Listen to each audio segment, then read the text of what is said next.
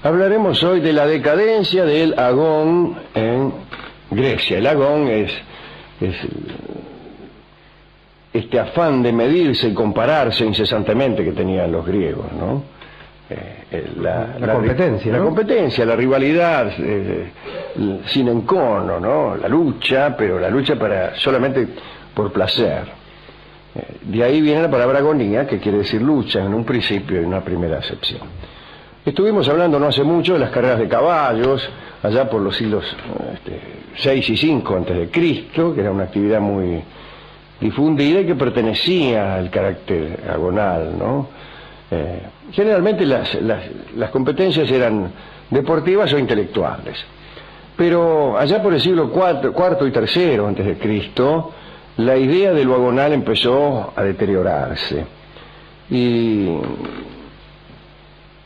lo que sucedió no tuvo tanto que ver con la desaparición de la competencia, sino con el auge de unas actividades menores para medirse. Por ejemplo, la gimnástica empezaba a aburrir a la gente, y algunos decían que esta clase de educación estropeaba la belleza y la salud, y que el ejercicio prematuro iba en perjuicio del desarrollo general del cuerpo, todas esas cosas que hoy dicen algo y mañana lo contrario, especialmente en aquellos tiempos donde no había posibilidad de medir realmente, ¿no? De falsar estos decires. El caso es que calculaban incluso que entre los vencedores olímpicos no había más que 2 o 3 que, venciendo de muy jóvenes, hubieran vuelto a lograr la victoria siendo hombres, que entonces cuanto más gimnasia hacía uno, más decaía, qué sé yo. Después empezó a decaer la fama que obtenían los vencedores olímpicos. Ya no sucedía como antes, que al regreso del campeón a su ciudad, las masas acudían a victoriarlo. Sí, iban a victoriarlo, pero ya no tanto, y las autoridades no costeaban homenajes líricos o coros en honor del vencedor, como sucedía en años anteriores.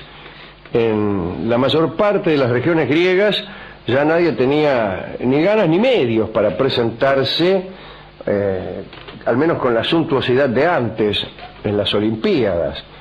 Y precisamente por lo que acabo de decir, por la ausencia o la decadencia de los honores que al atleta o al conductor hábil le esperaban. Platón, en sus últimos años de vida, anotó ciertas frases de desprecio al respecto.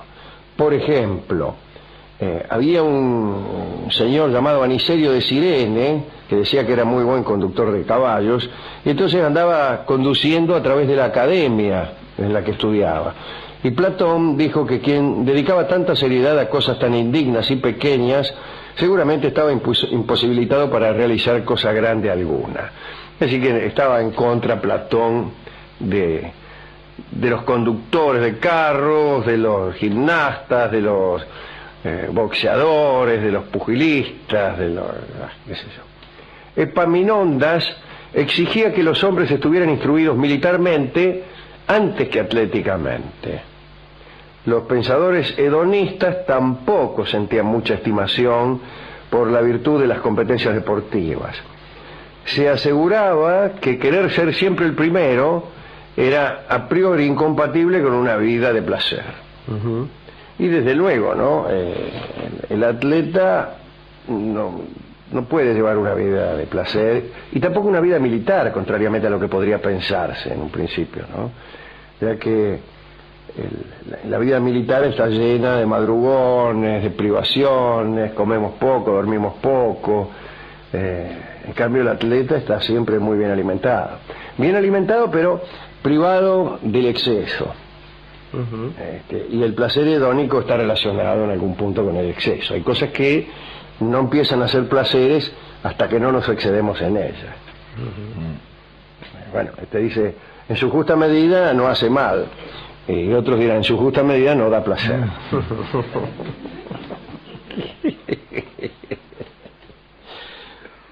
Bien, contaré un episodio que da cuenta de esta decadencia de lo agonal, es decir, de la competencia noble, y y cómo vino a transformarse en otra cosa, ¿no? Más indigna. Parece que un atleta ateniense llamado Calipo sobornó en Olimpia a un adversario, lo quiso sobornar en realidad, a un tipo de Élida, para que se dejara ganar. Dijo, te doy 100 mangos y te dejas ganar. Este rival eliense de Calipo, que así se llamaba, denunció el intento de soborno, ¿no? Y Calipo fue multado. Multa para Calipo. Normalmente estas multas las pagaba la ciudad-estado de donde provenía el atleta, pero el gobierno de Atenas no quiso garpar, así que el atleta fue expulsado de la participación en la Olimpiada. Semejante desinterés por la suerte de un atleta en aquel tipo de competencia era inaudito, pero Atenas debió cumplir con la multa, porque gente de Delfos, sin duda instigada por los elienses, mandó decir a Atenas que no iba a dar más oráculos a los atenienses mientras no garparan la falta. Extraordinario, ¿eh? Cómo funcionaba aquello. Fíjese, el oráculo que para nosotros es nos da idea, para nosotros es algo relacionado con la superstición, con cierta ingenuidad de los pueblos, etcétera. Bueno, era un negocio bien montado. Y además era necesario para la toma de decisiones. Y así lo entendieron los representantes de Atenas, que temerosos de la ausencia de predicciones, cumplieron y pagaron la multa, porque necesitaban el oráculo. ¿Creían en el oráculo?, preguntará usted. No lo sé, pero necesitaban el oráculo. Fíjese usted, si usted está en un lugar difícil, como podría ser la conducción de Atenas, tener un oráculo y cumplir con sus predicciones, de algún modo era una externalización de su responsabilidad. Y yo seguí el oráculo, flaco. Cierto es que el oráculo era suficientemente oscuro como para que usted pudiera adecuar su conducta, pero de algún modo ya su responsabilidad no era tan tremenda, porque la compartía por lo menos con el oráculo de Delfos. Así que yo no sé si creían en el oráculo. A mí me parece que no. Al menos no creían aquellos que más interesados estaban en su existencia. Pero les servía evidentemente. Les servía evidentemente. Bueno, suele pasar, Suele pasar que muchas cosas en las que nadie cree tienen una utilidad muy grande y no es posible terminar con ella diciendo simplemente, pero si yo no creo. Bueno, usted no cree, pero no es así. No se trata solamente de eso. Bien, de lo que en el siglo V había sido el agón principal, es decir, el afán competidor de hacerse destacar, el ansia de hacerse famoso, había encontrado otros foros que no eran ni el de la gimnasia, ni el canto, ni la discusión retórica, ni nada. Empezaron, por ejemplo, competencia de chistes. Un casamiento. Se fue degradando el asunto. Y se hicieron famosos algunos, ¿no? Había un sitio clásico para los que se dedicaban a hacer chistes en Atenas, que era el templo de Heracles, en el barrio de la Diomea. Allí solían reunirse unos tipos que eran autores de chistes y que eran 60 y competían entre sí. O al menos había 60 lugares, después quienes lo ocupaban no sé, ¿no? Y cuando un chiste bueno circulaba por Atenas, por ejemplo el chiste del paisano que fue a comprar supositorios, decían, para darle prestigio al chiste, lo contaron los 60. Te voy a contar un cuento, Epaminondas. ¿De dónde lo has sacado? Lo han contado los 60. Resulta que había una vez un paisano que fue a comprar supositorios a la farmacia. Y así comenzaban algunos de los cuentos. Filipo de Macedonia, el legendario papá de Alejandro, estaba interesado en esos asuntos, los chistes, le gustaban los chistes verdes a Filipo. Y tenía unos funcionarios que iban a anotar los cuentos y después se los pasaban a él. Iban ahí al templo de Heracles, que desde luego estaba en Atenas, ¿no? Filipo estaba en Macedonia. Y anotaban los cuentos y después se los contaban a Filipo y decían, sucedió a Filipo que había un paisano que no sabía dónde estaba el excusado. Y Filipo se reía. Bien. Otro encuentro interesante era el de las adivinanzas, particularmente en los simposios. ¿Sabe cómo era el simposio, no? El simposio era un lugar donde se escabeaba, se bebía y se proponían temas. Entonces se jugaba a ver quién podía decir algo interesante sobre el alma, sobre la inmortalidad, sobre Así está el banquete de Platón, ¿no? Sobre el amor. Exactamente, que es sobre el amor, ni más ni menos, ¿no? Bueno, pero allí empezaron a hacer adivinanzas ya. No es lo mismo, ¿no? Escribir sobre el amor del modo que lo ha hecho Platón, a decir que es una cosa que tiene ojos pero no ve, que tiene patas pero no camina, y que tiene pelos y tiene plumas. Ah, no sé qué es eso. Yo sí. Bueno, y entonces jugaban ahí en los simposios, decían esto, y había castigos para los que no sabían decir que era un caballo muerto con un plumero en la boca.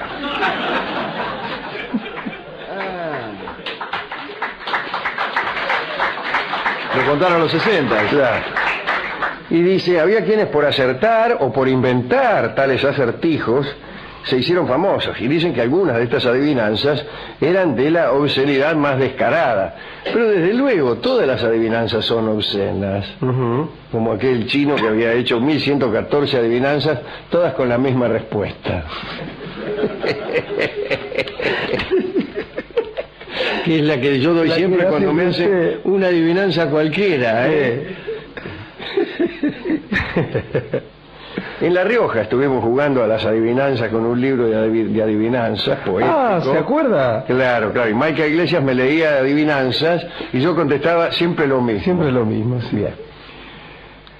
Esta decadencia del agón dio lugar también a competencias que incluían citar versos homéricos y completar estos versos con contrastes cómicos. Ajá. Canta odiosa. Canta odiosa la venganza de Aquiles de Peleo. ¿Dónde estás que no te veo? La cólera funesta. Sí, la cólera funesta.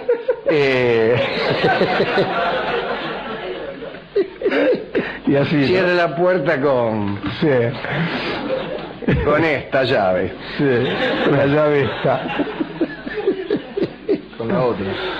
Bueno, y la recitación precipitada también de listas de héroes, un troyano y un aqueo alternativamente, y me imagino yo hacer rimas con... No había rimas en el No había rimas sabía lo que se todavía. perdían, no, bueno, por ejemplo, tales de Mileto, trales de Mileto, qué sé yo, agarré una silla y sentaste. O agachate que vienen los indios. Estate quieto. Bueno, también famosos glotones hacían competencias a ver quién comía más, competencia de comilones, ¿no? Dejó de cuidarse entonces la noble perfección y hasta se quitó a los intelectuales las ganas de querer ser siempre los primeros. Así que eso es lo que pasó hasta fines del siglo III, donde ya aparecieron incluso los psicofantas, aquellos que competían por ser los primeros en la factura de denuncias, los principales delatores, a ver quién era más delator. Psicofanta, en principio, era el que denunciaba el comercio ilegal de higos, de ahí viene el nombre, psico, de higos. En un momento se prohibió en Atenas la exportación de higos y se pidió que las personas que se enteraran de que alguno estaba vendiendo higos al exterior lo denunciara. A estos denunciantes se los llamó psicofantas. Y tenían una propina, ¿no? por cada delación. De suerte que muchos empezaron a hacer delaciones fraudulentas. Entonces se pidió también a la gente que denunciar a aquellos que hacían delaciones fraudulentas, para lo cual también se ofreció una recompensa, y así que muchos empezaron a denunciar a los falsos delatores. Pero sucedió también que muchas de estas delaciones eran fraudulentas. Por suerte hoy ya no sucede todo esto. No hablo de las delaciones fraudulentas, pero sí hablo del agón decadente, de la competencia por la competencia misma, y ya convertida no solo en un ejercicio de nobleza y de preparación y de rigor físico o intelectual, sino en una mera colección de adivinanzas, de acertijos, de concursos sin la menor importancia. Y yo creo que todos nosotros que pertenecemos al medio artístico debemos tener mucho cuidado con que ese espíritu agonal, que en el occidente actual creo que está representado por los Estados Unidos antes que por ninguna otra nación, que es una nación muy agonal. Por ejemplo, en las escuelas de los Estados Unidos se concursa continuamente, hay una comparación continua, ¿no? Se vota a ver quién es el más popular, se elige presidente del colegio, del establecimiento, del aula. Yo cuando era chico y veía las películas donde contaban eso me daba una cierta envidia, hasta que comprendí que había algo pernicioso, había algo perverso en esa comparación, en esa carrera de ratas. Y creo que poco a poco vamos heredando, no de los griegos, sino más bien de los Estados Unidos, esta pasión por lo agonal, por la competencia, por los concursos, por el ubicar todas las cosas, aún las que parecen más abstractas, en escalafones y en posiciones relativas. ¿Cuál es el mejor alumno de la clase? ¿Cuál es el segundo, el tercero, el cuarto y el quinto? Y el empleado del mes. ¿Cuál es el empleado del mes o el segundo? Pero también cuál es el programa del mes, programa de radio del mes, del año, o de la vida, como he visto por allí. Acaban de hacer los alumnos de la Universidad Católica una encuesta a ver cuál fue el mejor programa de radio de todos los tiempos. Una encuesta que nos deja a nosotros muy bien realmente, pero que yo denuncio por absolutamente incompetente e improcedente. El programa de los 5 grandes del buen humor era mucho mejor que este y que cualquiera que se esté emitiendo ahora. Y nadie lo debe haber votado porque los tipos que estudian en esas universidades no solo que no tienen edad para haberlo escuchado, sino que no tienen tampoco la paciencia para haberlo rastreado y para haberse enterado. Así que yo denuncio eso. ¿Cómo quiere que admita que este es el tercer programa mejor de los que se han hecho en el mundo? Si los que han votado no han escuchado más que este programa y dos más, y otros dos, y dos más. Escucharon esos 3 y salimos terceros.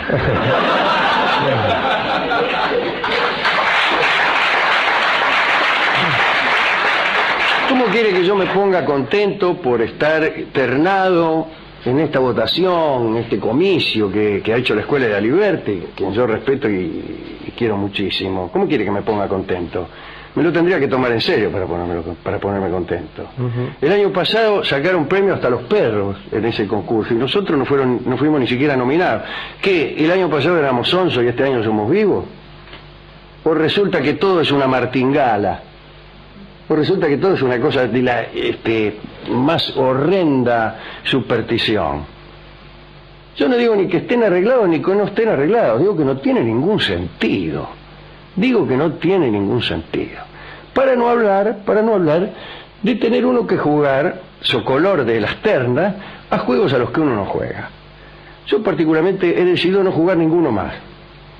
Ninguno más.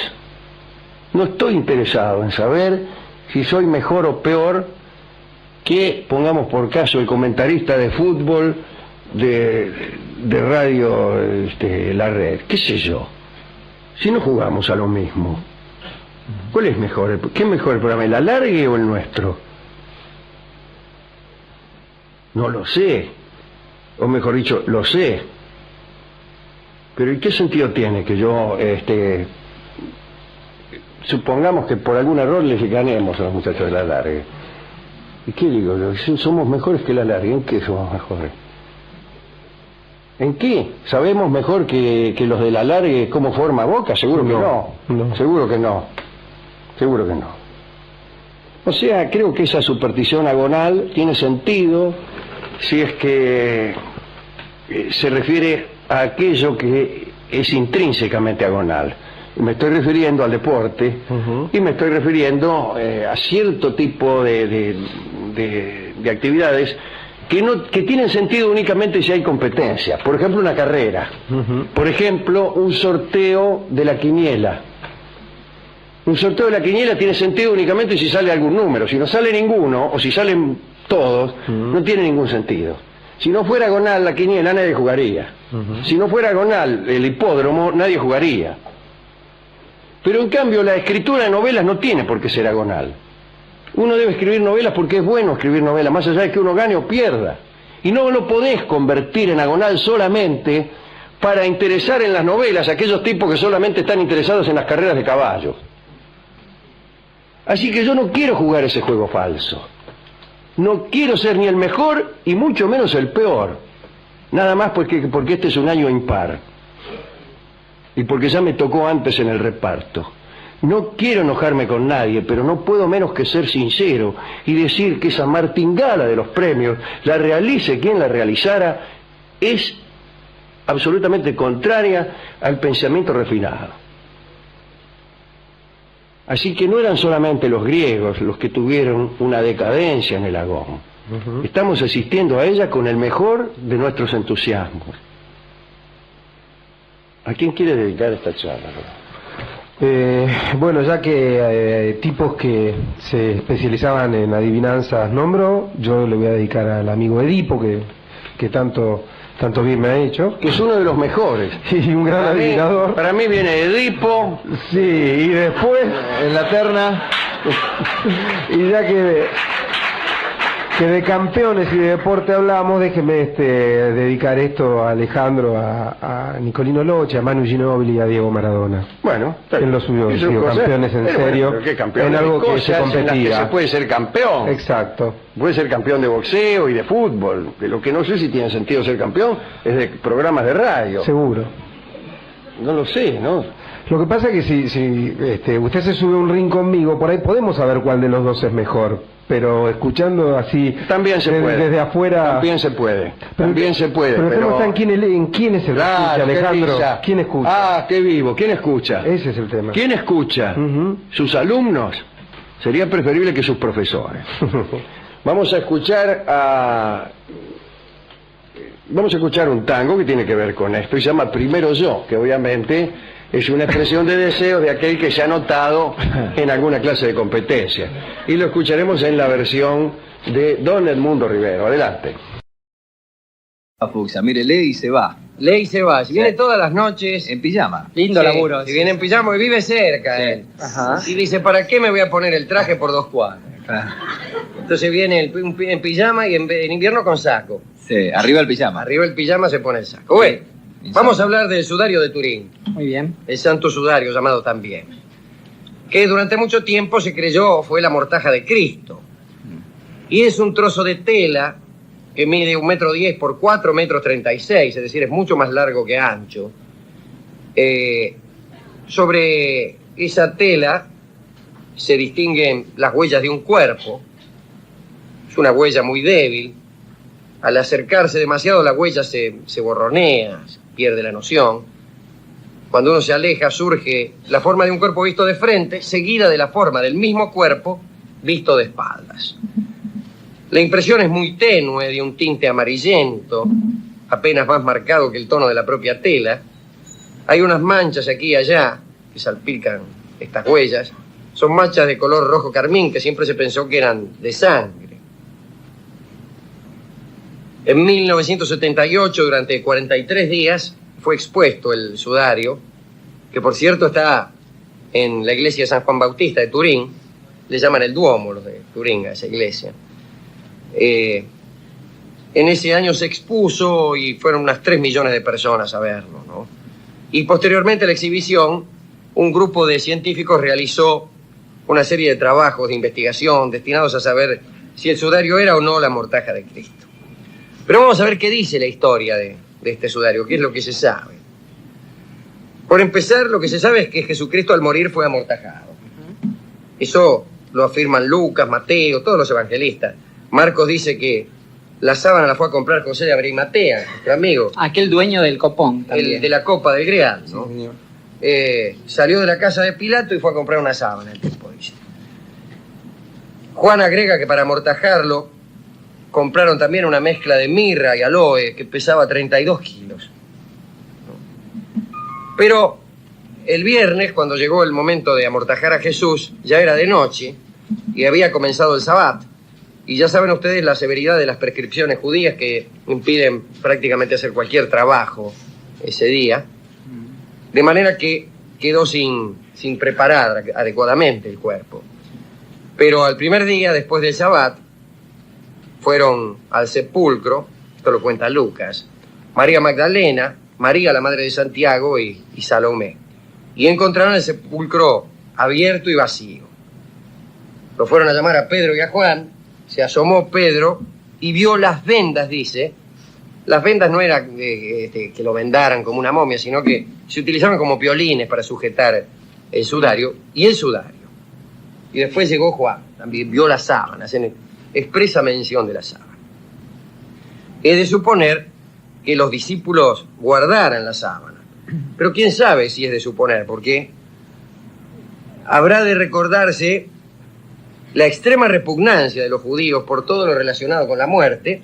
Por ejemplo, el que tocaba un cadáver quedaba impuro durante un número determinado de días. La idea de las reliquias es harto posterior, justamente, y tiene que ver ya con la tradición cristiana antes de ser fundada Claro, por Cristo. tradición que no existía en ese En momento. ese momento no existía, claro. Ahora, bueno, suponiendo que hubieran conservado el sudario, bueno, ¿qué harían con él? Dígase algo. La cruz era un suplicio infamante, aborrecido, reservado únicamente a los esclavos.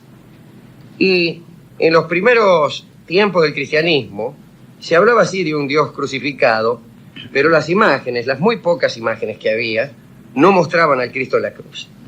Las poquísimas que hay lo muestran aún imberbe, pero las imágenes del Cristo crucificado empiezan recién en el siglo V y VI, las primeras. Y ya en el 7 aparece el primer texto relativo al sudario. Y es San Braulio, el obispo de Zaragoza, año 631, que en una carta habla del sudario y lo hace con cautela, porque dice, las escrituras no indican que haya sido conservado. Sin embargo, agrega San Braulio, no puede tildarse de supersticiosos a los que crean en la autenticidad de este sudario. Se sabía que había por ahí un sudario. Y se sabía también que estaba en Palestina. Y el obispo Arculfo viajó en el año 640 a Jerusalén, allí ve y besa el sudario y lo describe como un trozo de tela de 8 pies de largo. Es decir, la mitad del largo que tiene el de Turín. Cabe preguntar si lo habrá visto doblado. Vaya a saber. Otros testimonios son el de Beda el Venerable, el de San Juan Damasceno, que también vieron y describieron el sudario de Palestina. Pero después se pierde el rastro de aquel sudario y recién se lo encuentra otra vez en Constantinopla, sin que nos conste que sea el mismo. Ahora, ¿cómo llegó a Constantinopla? Tampoco se sabe. Lo que sí se sabe es que en el año 1204, cuando el saqueo, aquel saqueo del que hablamos aquí, aquella flota veneciana que transporta a los francos y que súbitamente cambia de dirección y en vez de dirigirse a Tierra Santa, en la Cuarta Cruzada, se va a Constantinopla y saquean Constantinopla. Hemos contado que metían los carros adentro de las iglesias para sacar lo que pudiesen, etc. Bueno, en aquella cruzada, en aquel saqueo estaba ese sudario. Roberto de Clary, que era uno de los jefes de este saqueo, dice haberlo visto, pero nos transmite su desconsuelo al escribir que se ignoraba el paradero de reliquias, ¿no? Seguramente se lo afanaron, dice, en un lunfardo. Y recuerda también de Clarilo que nosotros bien sabemos que había un obispo, Garnier de Treniel, encargado de las reliquias. Hemos contado la cantidad de reliquias que tenía, ¿se acuerda? Sí. Pero en esa lista no está el sudario. Quizás se lo afanó el propio Garnier, vaya a saber. En 1353, Geoffrey de Charny, que tenía bastante que ver con Garnier de Trenel, era descendiente, no de él porque era obispo, pero bueno, de esa misma familia, deposita un sudario en la iglesia de Lirey. Y dice que es aquel que estaba en Constantinopla. También apareció, antes que esto, en Besançon, un sudario que traía Otón de la Roche, que también había participado en el saqueo de Constantinopla. Ese sudario fue venerado en San Esteban de Besançon hasta 1349, hasta que un incendio arrasó la catedral. Desaparece ese sudario, pero en Besançon siguen exhibiendo otro, que en realidad es un lienzo pintado. Todos sabían que era un lienzo pintado hasta que, siglos después, la convención, en 1794, ordenó hacerlo trizas. Mientras tanto, el de Lirey se sigue venerando. Margarita de Charny, descendiente de aquel Geoffrey de Charny, llevó un día el sudario a Bélgica en 1452 y se lo regaló a Ana de Lusignan. Ese apellido tiene que ver con Tierra Santa. Uno de los Lusignan fue rey de Jerusalén. Pero era la esposa del duque de Saboya. O sea que empezó a pertenecer a la familia de Saboya. Y la casa de Saboya es la que reinará en Italia hasta 1945 y por eso el sudario está en Turín. De todos modos, primero estuvo en Bélgica, en una capilla en Chambéry. Hubo un incendio, pero el sudario estaba encerrado en un cofre de plata y se salvó. Todavía se ven algunas marcas, las gotas de plata derretida. Llegó a Turín en 1578 y allí está el sudario todavía. En 1898 le sacaron las primeras fotos en Caballero Pía y ahí sucede algo. Por primera vez le sacan las fotos. Y entonces el Caballero Pía, que era el fotógrafo, obtiene los negativos del sudario y ve que en el negativo se advierte mucho mejor la figura de un hombre, porque lo que había tomado el sudario era el negativo de la forma del cuerpo que había amortajado. Y cuando, inventada la fotografía, se recurre al negativo, se encuentra este Caballero Pía con una imagen que nadie había sospechado jamás. Ya en 1931 se hicieron nuevas fotografías, mucho más perfectas, etcétera, etcétera, etcétera. Y se vio que coincidían las marcas del cuerpo que había sido amortajado allí con los datos que las escrituras dan acerca de los padecimientos de Jesucristo en aquella jornada. Sigamos al Cristo en aquella tarde. Primero, los criados lo cubrieron con un manto, lo abofetearon, se mofaban de él, pidiéndole que adivinara quién lo golpeaba. Después Pilato cree que lo va a salvar del Sanedrín, haciéndolo azotar.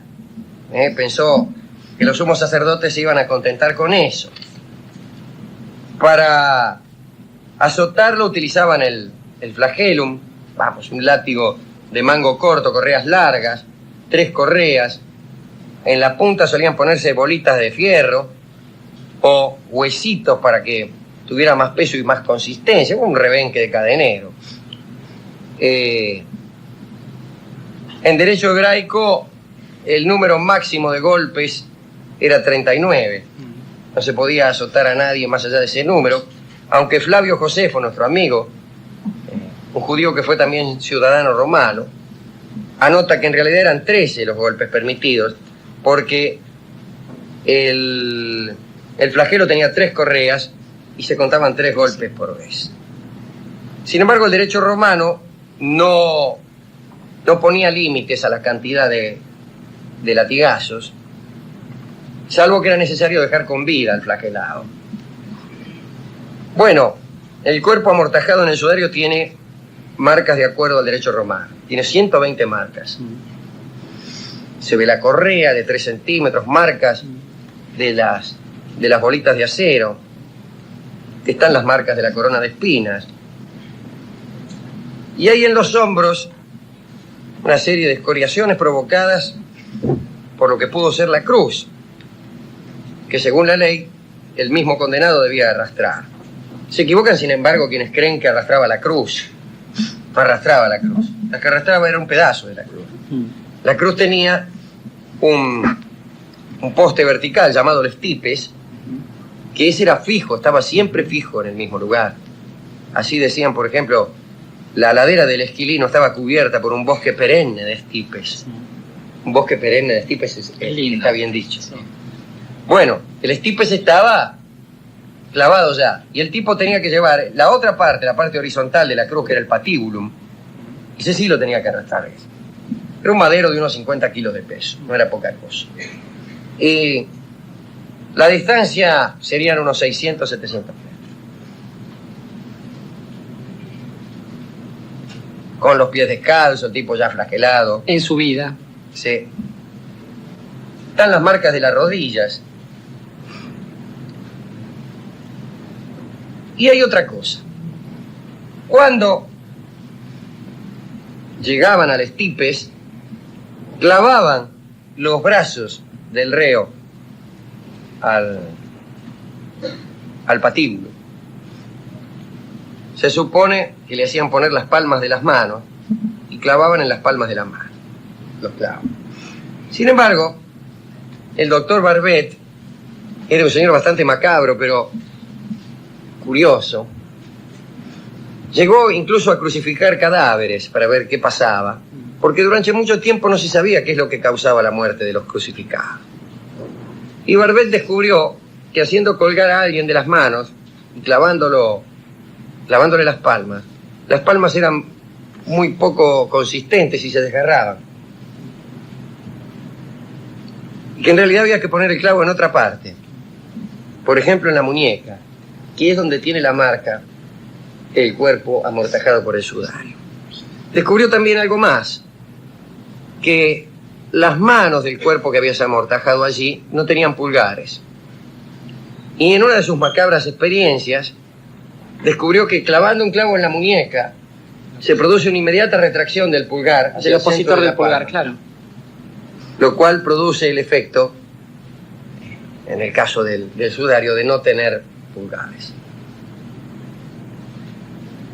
Bueno, con respecto a qué es lo que provoca la muerte de un crucificado, se discutió durante mucho tiempo, no hace tanto que se sabe, ¿no? Algunos decían que era por paro cardíaco, por pérdida de sangre, no.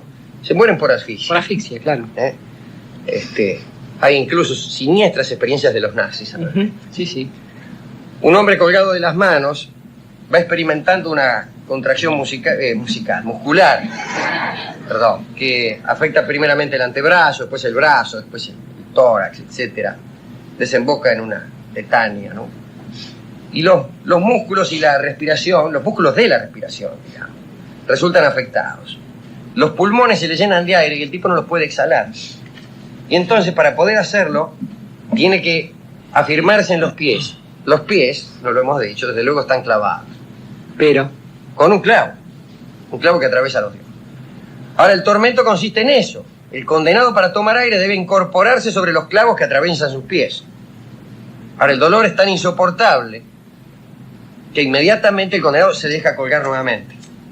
Hasta que, cuando ya débil, el tipo no puede apoyarse sobre las llagas de los pies, llega la muerte. Y si la muerte tarda en llegar, los soldados rompen las piernas del crucificado. quiebran las piernas. Todos sabemos el lanzazo en el costado. Esa marca está también. Pero bien, todo esto luce bastante impresionante. Y esto es lo que había del sudario. Las investigaciones de 1978 finalmente no se no se pronunciaron. Solo sí decían que evidentemente la sábana correspondía a la época, habían encontrado polen de Palestina, etcétera, etcétera. Las manchas rojo carmín de las que se sospechaba no eran sangre, parece que eran sangre. No se sabía cómo se habían hecho las marcas, hasta que alguien hizo la experiencia de mojar un lienzo exactamente igual, con su sudor, y al cabo de 3 años empezó a aparecer una marca. Pero aquellos informes no fueron definitivos. Hoy en día, desde hace muy poco, se sabe que ese sudario no es. No sé por qué, pero ese sudario no. La antigüedad, en principio, Creo hubo que problemas con el carbono 14, incluso con la prueba de pruebas antigüedad. con el carbono 14 que no se habían hecho entonces, porque... Le explico por qué no se hicieron entonces. Había que destruir un pedazo muy considerable, con las técnicas de entonces, del sudario para hacerlo. Posteriormente, la tecnología avanzó y fue posible hacer la prueba del carbono 14 destruyendo apenas una porción del sudario equivalente al tamaño de una estampilla, que fue lo que se hizo creo que hace 2 o 3 Hace muy años. poco, sí, sí. Y las fechas no correspondían, creo que daba siglo V o algo así, pero yo no estoy muy seguro. Eso es lo que hay del Santo Sudario. La investigación fue auspiciada incluso por la Iglesia. Bueno, de hecho debió ser permitida por la Iglesia, sino como demonios se iban a hacer con el sudario, que estaba enrollado en una especie de cilindro de terciopelo y guardado bajo 7 llaves. Imagínense, no van a tenerlo como tengo yo la sábana. Bueno, no es.